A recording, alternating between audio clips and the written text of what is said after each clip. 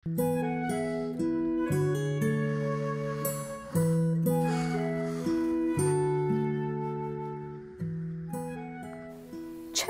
همه درباره رمان حرف میزنن در صورتی که نمایشنامه ها انگار قایم شدن و پنهونن؟ خیلی ها ادبیات رو با رمان میشناسن، اما اگه بخوای رابطه انسان ها، درگیری فکریشون و حقیقت زندگی انسان ها رو بهتر درک کنی، باید نمایشنامه بخونی.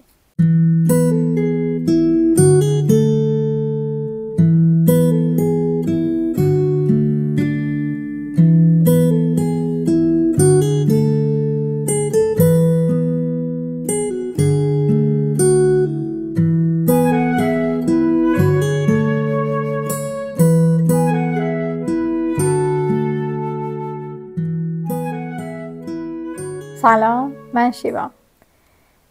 توی این ویدیو میخوام یکم راجع به نمایشنامه باهاتون صحبت کنم. نمایشنامه چیه؟ نمایشنامه متنیه که نوشته شده نه فقط برای اینکه خونده شه، برای اینکه زنده بشه. اونو زنده کنن، اونو اجرا کنن، اونو بازی کنن. یعنی چی؟ یعنی که میذاره فکر کاراکترهایی که توی ذهنشون هست رو از دهن خودشون بشنویم.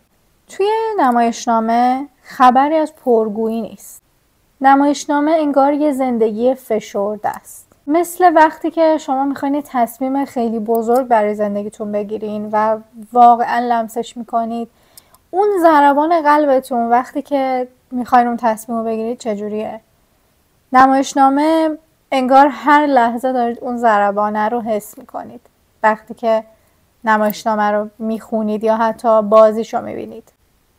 برای من نمایشنامه یک زندگی جدید بود، انگار یک دنیایی بود که ساختنش رو خیلی وقت پیش انگار باید شروع میکردم ولی این کار نکرده بودم.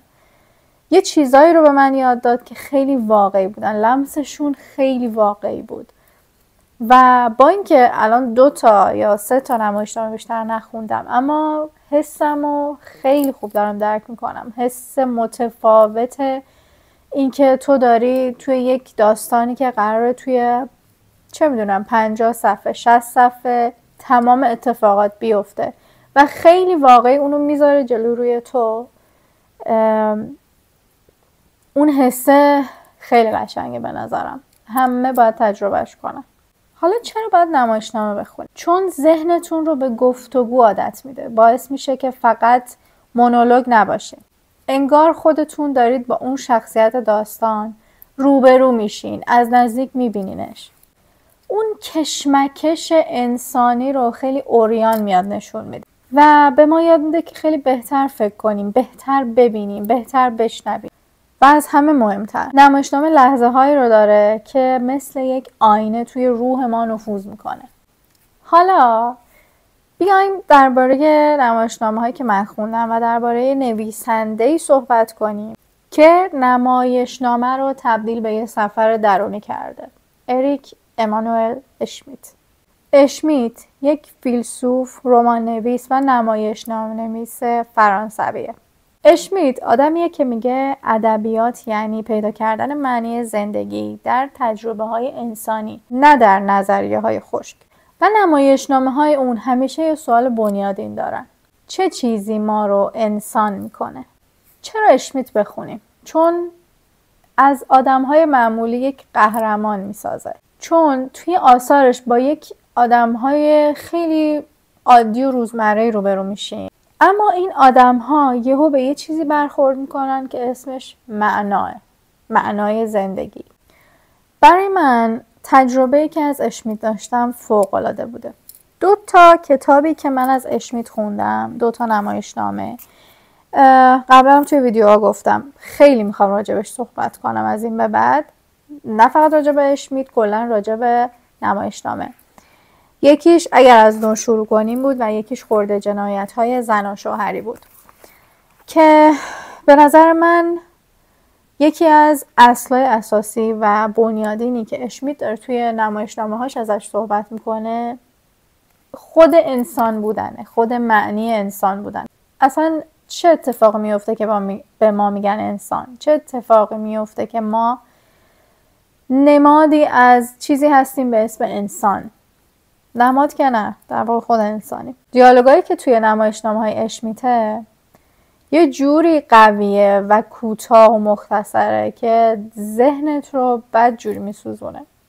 اولیش که خرده جنایت‌های زن و شوهری، ژانرش روانشناختی فلسفی، تمش یه جورایی عشق، حقیقت و رابطه است. بازی ذهنی در رابطه میتونم بگم. ایده کلیدی که توی این نمایشنامه هست اینه که گاهی وقتا ما مجبوریم دروغ بگیم تا کنار هم دیگه بمونیم و اینکه گاهی برای نجات عشق نیاز به دروغ است. این نمایشنامه مثل یه بازجویی عاشقانه است. انگار دو نفر دارن از همدیگه بازجویی میکنن. انگار این دو نفر هم عاشق همن و هم شکنجهگر هم، که خود اشمیت هم توی کتابش اشاره میکنه. فقط دو شخصیت داره، زن و شوهر، و فضایی که توشن فقط همون خونه است. یک خونه، یه راز، یه بازی روانی. انگار توش میفهمیم که عشق همیشه مهربون نیست و گاهی مثل میدون جنگه. یه تیکه از نمایشنامه رو براتون میخونم. میگه که در عشق ما همیشه حقیقت را نمیخوایم. ما میخوایم چیزی را باور کنیم که بتوانیم با آن ادامه دهیم. هیچ رابطه‌ای فقط با خاطرات گذشته زنده نمیماند. باید هر روز دوباره انتخاب کنیم. نمایشنامه بعدی اسمش هست اگر از نو شروع کنیم، که این خیلی برام جذاب‌تر بود به خاطر اینکه خودم همیشه به این موضوع فکر میکنم، به اینکه اگه به گذشته برگردم میتونم چیزی رو تغییر بدم. آیا میخوام که چیزی رو تغییر بدم و در توانم هست یا نه؟ چجوری میتونم این کار رو بکنم؟ ژانر این نمایشنامه انسانی، امیدبخش و اگزیستانسیالیستیه و اینکه داره راجع به تغییر انتخابامون و فرصت دوباره صحبت میکنه. ایده‌اش اینه که چون نمیتونیم زندگی رو دوباره شروع کنیم، پس باید خودمون رو از اول بسازیم. داستان افرادیه که با یه فرصت عجیب روبرو میشن. اگه بتونی زندگی تو دوباره از نو بسازی، چه چیزی رو تغییر میدی؟ همه میگن از نو شروع میکردم، اما در حقیقت ممکنه دوباره برگردن به اون زمان و همون اشتباهات رو دوباره تکرار کنن، مگر اینکه خودشون تغییر کنن. اشمیت امید واهی نمیده و میگه که برای این امید داشتن و دوباره زندگی کردن باید تلاش کنی، باید زحمت بکشی، آگاه بشی و بعد انتخاب کنی. یه جمله که خیلی توش برای من بولد بود این بود که زندگی دوباره تنها زمانی معنی داره که بفهمیم مسئول انتخاب‌هایی که میکنیم خودمون هستیم. وقتی از نمایشنامه حرف میزنیم خیلی‌ها یاد دیالوگ‌های پیچیده و صحنه‌های عجیب غریب میافتن، اما نمایشنامه‌های اسمیت درست مثل زندگیمونن، خیلی صمیمی و ساده، آشنا و به یه شکل عجیبی دردناک ولی آروم.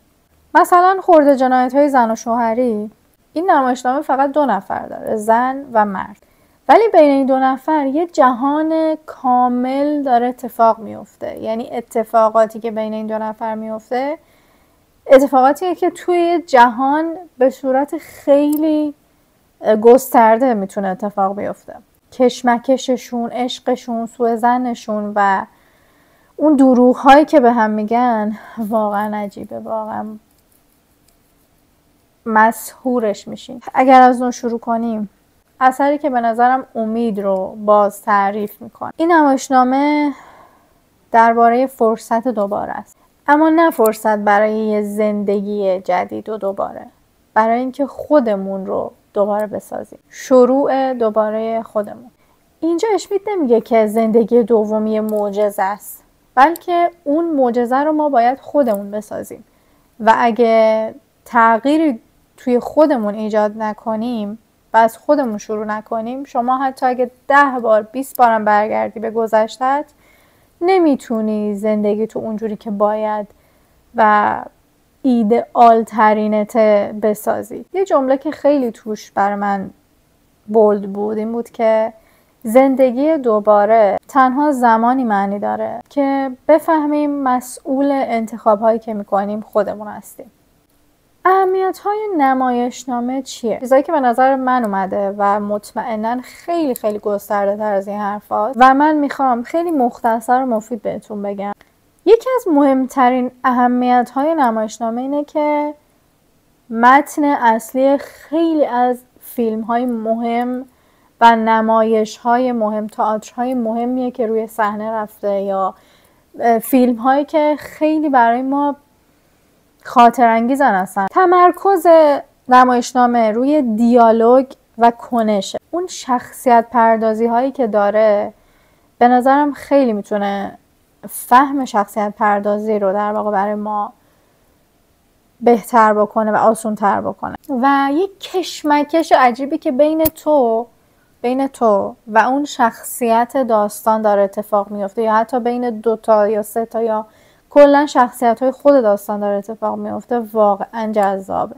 نمایشنامه برای من مثل دیدن زندگی تو یه لحظه بود. انگار یک لحظه تمام زندگی تو میاره جلوی چشمت و بهت میگه که اینه و عمیق تو همون یه لحظه خیلی عمیق میشه. و یه چیز خیلی مهم این که اگر شما میخواین شروع کنین به نوشتن یا اصلا مینویسین، خیلی بهتون کمک میکنه نمایشنامه خوندن و روی تفکر انتقادیتون هم خیلی تأثیر میذاره و همچنین صحبت کردنتون، حتی گفتگو پردازیتون، گفتگوهاتون خیلی خیلی میتونه بهتون کمک کنه. مهمترین نمایشنامه هایی که تا الان بوده خب قطعا یکی شکسپیره، هملت، مکبث و فکر میکنم لورکا باشه یا چخوف. من قطعا بعد از خوندن این آثاری که از اشمیت دارم میرم سراغ چخوف. یکی از نمایشنامه‌های معروف فکر میکنم مال آرتور میلر، مرگ فروشنده و یوجین اونیل و حالا خیلی زیادن، واقعا نمایشنامه ها زیادن و من خوشحالم که خیلی خیلی نمایشنامه ترجمه شده داریم توی ایران. و در آخر نمایشنامه خوندن یعنی یاد گرفتن انسان ها از درون، یعنی درون آدم ها رو به وضوح دیدن. اگه تا الان فقط رمان و هر کتاب دیگه میخوندین و نمایشنامه تا الان نخوندین، به نظرم از یه دنیای خیلی بزرگی جا موندین. اگه این ویدیو رو دوست داشتین، از این به بعد سراغ خیلی خیلی آثار دیگه از نمایشنامه ها میریم. نمایشنامه بیشتری رو قراره من توی برنامه خوندنم بذارم.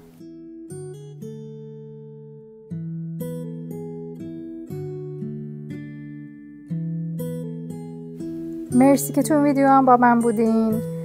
دوست دارم که نظراتتون رو حتما بدونم راجع به نمایشنامه، راجع به اینکه کدوماشو خوندین، کدوماشو نخوندین و آیا اصلا این ویدیو براتون مفید بوده یا نه و تونستم یه مقداری توی ذهنتون کنجکاوی درست کنم که برین سراغ نمایشنامه و ببینید اصلا چه خبره. پس بهم حتما بگین. ممنونم. تا بعد.